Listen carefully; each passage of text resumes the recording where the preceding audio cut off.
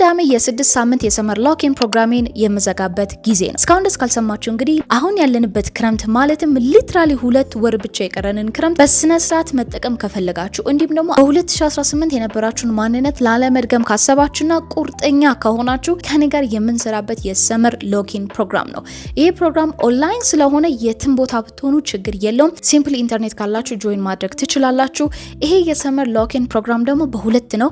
አንደኛው በግሩፕ አለ፣ ሁለተኛው ደግሞ ዋን ቱ ዋን አለ። ሁለቱም ላይ ሬጂስተር ብታደርጉ the same thing ነው የምታገኙት። ኤክሰፕት ግን የግሩፕ ሲሆን ማክሲመም እስከ 6 ሰው ነው አክሴፕት የማደርገው። እንዲሁም ደግሞ እዛ ቦታ ላይ ጆይን የሚያደርጉ ሰዎች ተመሳሳይ ኢሹ ወይም ደግሞ ተመሳሳይ ነገር ላይ መስራት የሚፈልጉ ሰዎች ናቸው which is ለአብዛኞቻቸው actually beneficial ምክንያቱም accountability body ምሳሌ ስለሚኖር ማለት ነው። ዋን ቱ ዋን ደግሞ ሲኖር ከኔ ጋር actually directly ስንሰራ exactly ለእናንተ ታርጌትድ የሆነ ነገር ነው የማወጣው and ከኔ ጋር ቀጥታ ነው የምንገናኘው። ሁለቱም ፕሮግራሞች በሳምንት 2 ጊዜ ነው የምንገናኘው። ነገር ግን እንበልና ሰኞና አርብ የምንገናኝ ከሆነ ግን ከሰኞ እስከ አርብ ድረስ መሀል ላይ ብዙ የምንሰራቸው አሳይመንቶች፣ ብዙ የምንሰራቸው ቻሌንጆች ይኖራሉ።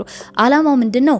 2019ን አሁንም በደም ነፍስ ላለመግባት እና 2018 ላይ እናደርጋለን ያለውን ነገር ያላደረግነው ታስክ ካለ በ2019 ክረምት ላይ actually በትንሹም ቢሆን አቺቭ አድርጎ መግባት ማለት ነው። አብዛኛው ሰው እንደሚለው አዲስ አመት ሲመጣ አዲስ ነገርን እጀምራለሁ ብሎ ነገር ግን እንደማያሳካ ሁላችንም እናውቃለን። ስለዚህ መፍትሄው አሁን ይችኛዋን ክረምትን ፕራክቲስ ማድረግ ብቻ ነው። ለመመዝገብና ፉል ኢንፎርሜሽኑን ማወቅ ከፈለጋችሁ ባዮ ላይ ኦሬዲ ሊንክ አስቀምጬላችኋለሁ። አሊያም ደግሞ thedailymomentum.com ብላችሁ ስትገቡ ዌብሳይታችን ላይ ዝርዝር ኢንፎርሜሽኑን ማግኘት ትችላላችሁ።